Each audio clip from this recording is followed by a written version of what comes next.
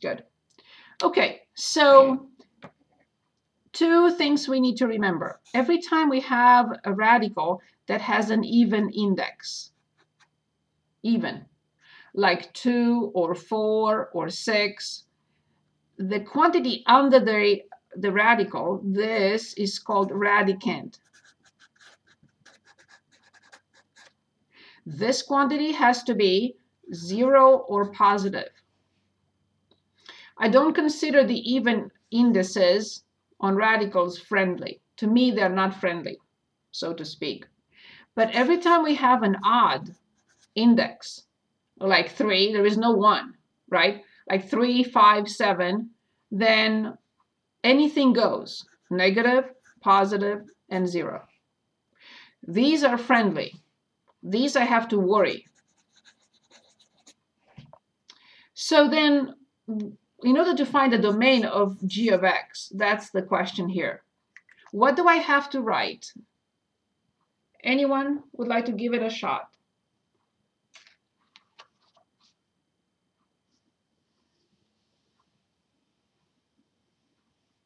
Do you square it? We never square it. It's not an equation. So just imagine if I have $2 in my pocket. If I say, let me square that, do I get 4? No. I cannot square a quantity. I can square if I have, let's say, the square of x equals 2. Yes, I square both sides and the balance is still there. But I cannot square a quantity unless it's in a form of an equation. So one more time, what is the radicand of this function? What is the radicand? Can anyone read the radicand for us?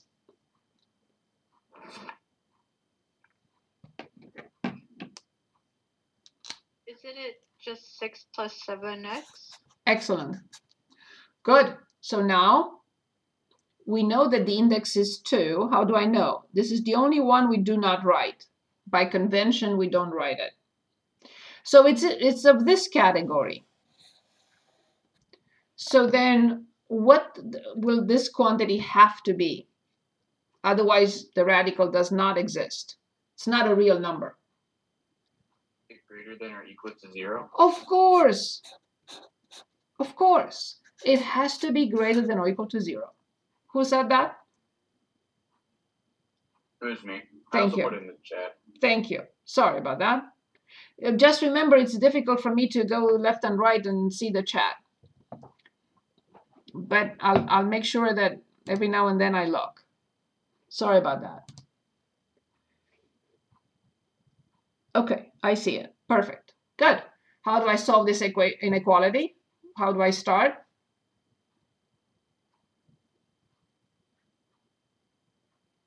Subtract the 6 over. Very good. So I move it to the other side, simply changing its sign. And then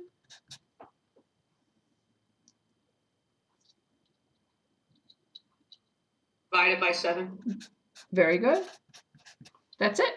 So then the domain in interval notation, greater than or equal to negative 6/7 to infinity. So please, this should be, your notes should end up in your notes as soon as possible. Very good. You disregard the radical? The question is asking us to find the domain. Okay. I'm not working, I'm not doing anything to the function. I'm only asked, find the values of x that you can replace this by. Okay, got it. Very good. Next question, is there anything else? Anything else? Okay, so I'd like us to finish the chapter R. So we will continue then with r.5. r.5 deals with non-linear functions. So I would like to present just real quick, other than the linear function, we talked about the quadratic, so that's number 1, quadratic Can anyone give us the simplest possible quadratic function? The simplest possible. X squared. That's it.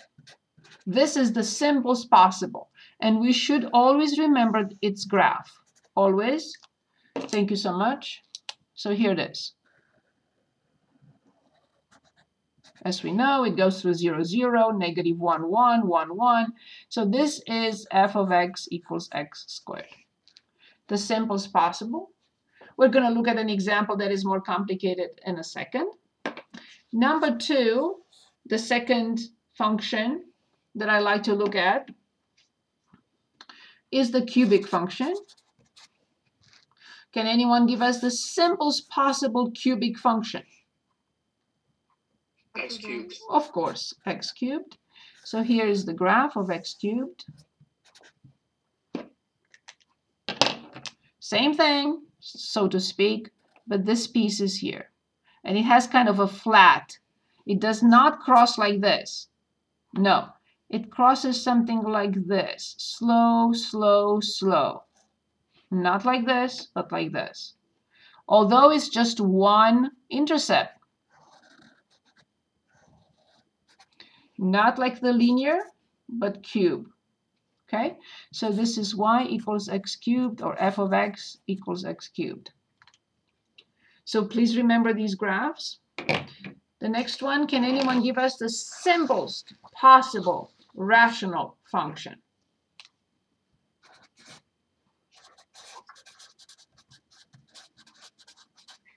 One over x. That's it. That's the simplest possible rational function.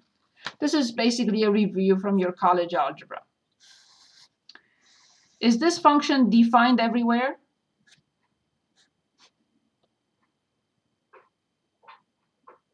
Greater than or equal to 0?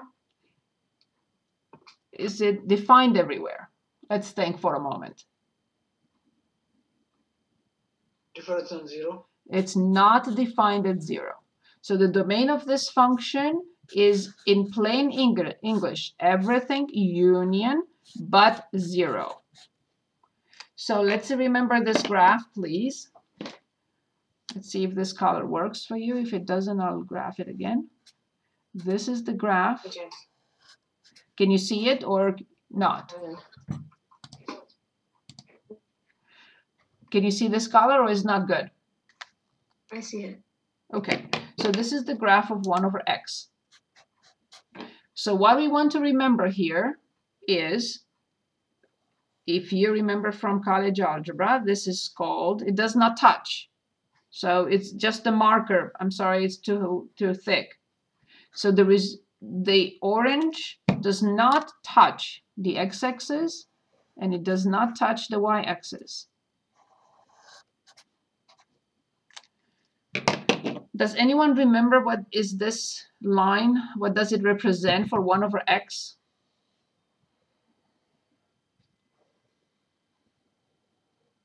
Anyone remembers?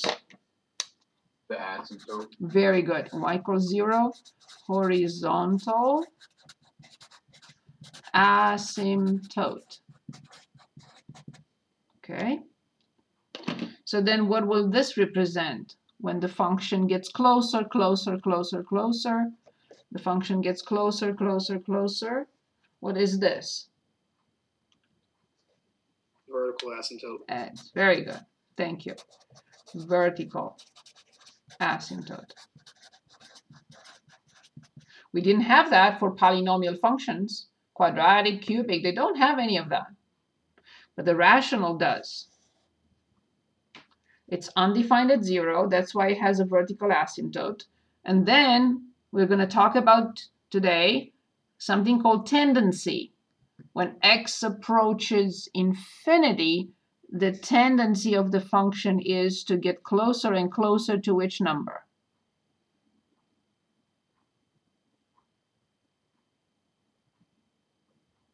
Zero. That's it. Very good. Awesome. Good. Moving on. I have a question here. Yes, please. The y equal to 0 is going to be that or just a straight line? This is a straight line. This is a straight line. It's y equals 0. This is a vertical line, x equals 0.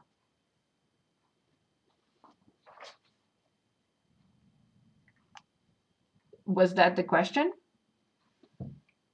Yeah, but last time we using that line, not straight line. That's what I'm confused. So this is the x-axis, and the equation of the x-axis is y equals 0. This is the y-axis, and the equation of the y-axis is x equals 0.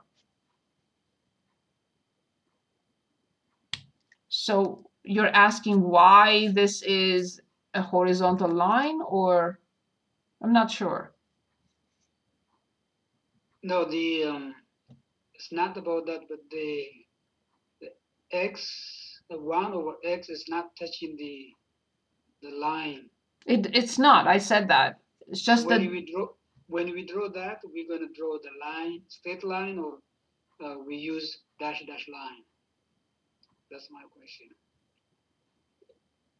So if you're asking about a function that looks like this, let's say the vertical asymptote is at 1, then it has to be a dashed line.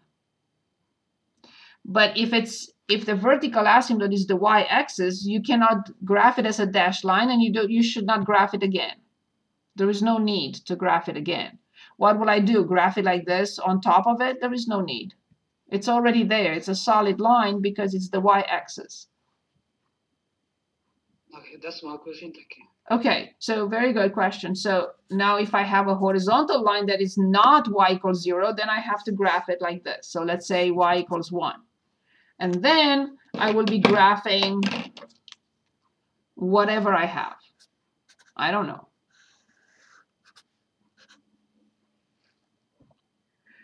But in this particular case, we're not going to graph two different lines, one on top of the other. So this is a solid line because it's the horizontal, it's the x-axis, and this is a solid line already because it's the y-axis. But if the asymptotes are different and not y equals 0 and x equals 0, then they are not these are not part of the graph anyway. But we cannot draw these as solid lines. That's correct. We have to graph them as dashed lines because they are not part of the graph anyway. This is the graph. Okay, this is the graph. Good, very good question. Okay, let's take a look at number 4, absolute value. Can anyone give us the easiest, the simplest possible absolute value that exists? Absolute value of x. That's it. And this is also like a v function.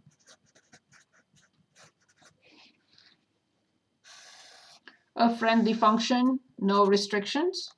This is not friendly. That one has restrictions, right? The v function is just bisecting at 45 degrees, bisecting this quadrant and this quadrant. So this is f of x equals the square root, you know what I meant, the absolute value of x. Good? It's like the v function. And let's also graph the square root.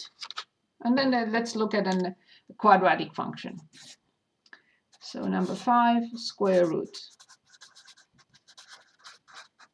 Can anyone give us the simplest possible square root function?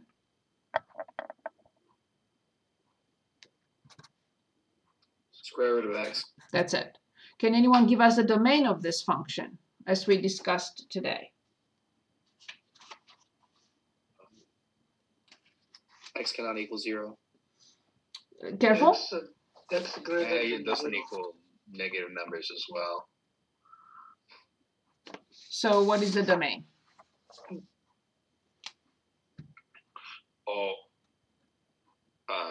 numbers except 0 and negative. But we can take the square root from 0. 0 is allowed. 0 is allowed in any radical unless the radical is in the denominator. Oh, okay. So if I have 1 over the square root of x, yes, the domain of this function is 0 open to infinity. I agree, Okay. because it's in the denominator. But if it's not in the denominator, like here, it's not, then we will include 0. 0 is okay. The square root of 0 is 0. Okay, I'm going to share my screen right now. Where is, here it is, okay. So here, am I in the correct section? Yeah, I wanted page 60. I wanted page 60. Unless I'm logged out. I'm happy I'm not logged out.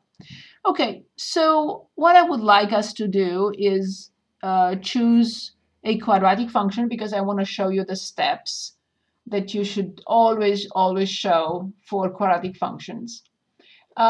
Here we can choose something to find domain. I can refresh your memory on quadratic formula, the quadratic formula, and then we can review our exponential properties a little bit. So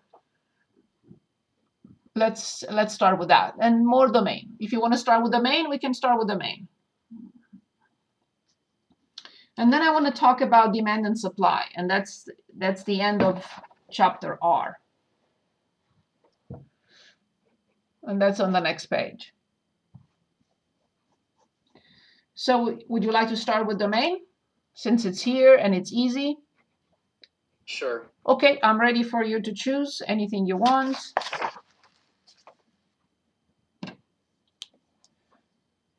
72. 71. Okay. 72. Okay, 71. So we have f of x equals x cubed divided by x squared minus 5x plus 6. Now remember, we have this long list of functions now that we know. And the only one that creates a problem, not polynomial, not absolute value, square root, yes, it's a problem, and rational. This is a friendly function, unless it's in the denominator, but if it's alone, whatever, it's not a problem. Polynomial functions don't ever create issues. So the two functions that we should worry about, and I will add 2 more functions here in a minute, but I want to finish with these, are the square root and rational. What type of function is this?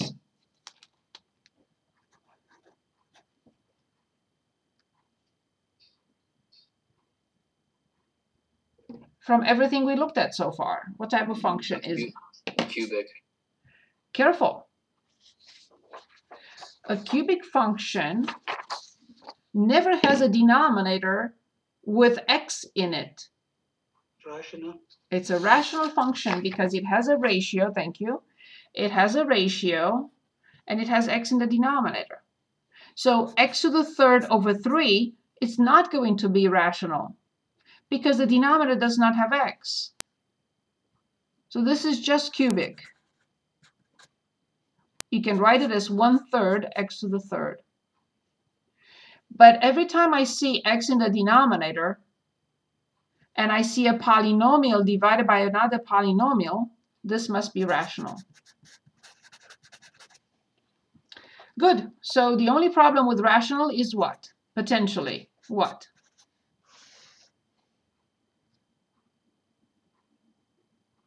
What is the problem I could run into?